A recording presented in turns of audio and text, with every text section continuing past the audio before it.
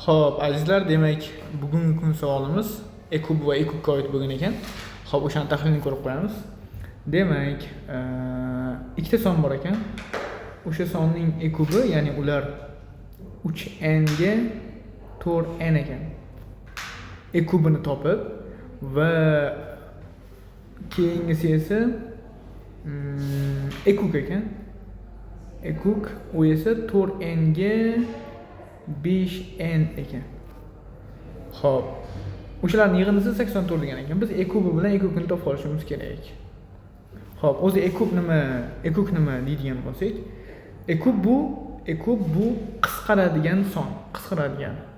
Ikkalasi ham hozir 3n bilan 4n qisqaradigani bu n deyiladi, ya'ni ekubi bu n ekan. Ekuk nima edi desa, ekuk bu umumiy maxraj, ya'ni ikkalasiga ham bo'linadiganlari. Ikkalasiga ham bo'linadigan, qarab turinglar. Xo'p, ekukda o'zining qoidasidan foydalanaylik mana.